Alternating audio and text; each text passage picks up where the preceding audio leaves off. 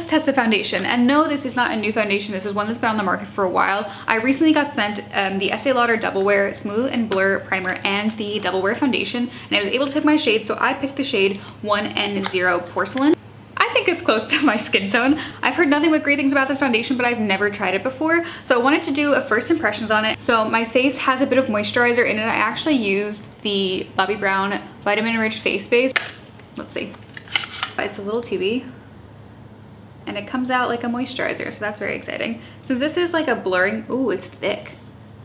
I'm just gonna put this in my T-zone. Oh, what an interesting feeling on this primer. It's very, very, very thick.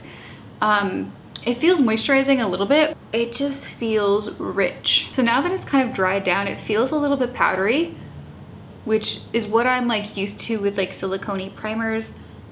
Very interesting. All right, let's see how this applies on top of it.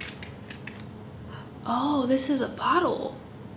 Oh, this don't have a pump. Okay, first knock, it does not have a pump. I don't love that. Ooh, smells like alcohol. Then I'm just gonna take a beauty blender and just start blending this into the skin. This is just how I apply all my foundation, so I wanna give it a fair test. This is one layer of this foundation. It honestly looks really good. I'm not even gonna lie, it sits really, really well on the skin. It is way more like satin matte than I'm used to for my foundation. I'm gonna try building it up just a little bit on my cheeks and on this pimple and my nose. No, it builds really nice on itself.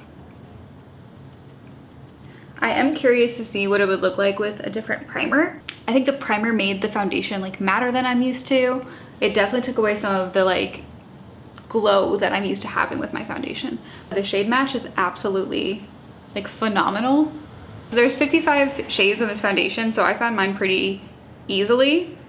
I also just knew my shade from another foundation, so I used the Sephora shade finder to find my shade in this, and it's really great. I do wish it had a pump. I'm gonna apply the rest of my makeup and I will come back and let you know how I feel.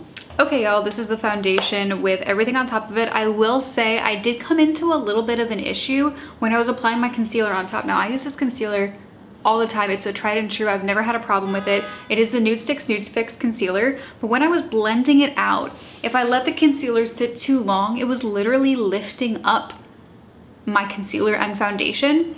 It happened on this little pimple I have over here, but mostly on my nose, to the point where I had to wipe off the foundation and concealer and primer from my nose and then reapply just the foundation and concealer.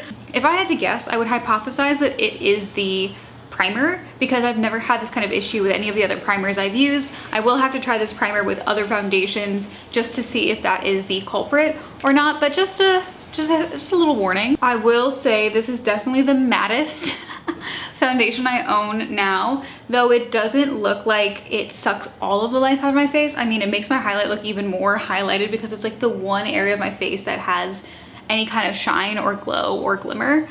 I am overall really, really happy with it. I do feel like because it is more satin, it will wear better. Like, I can touch it and there's nothing that's transferring, which is not always the case with the foundations I use.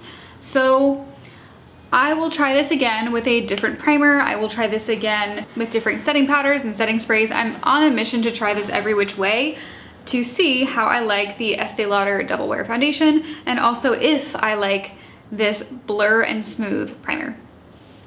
So my first impressions are, it's okay.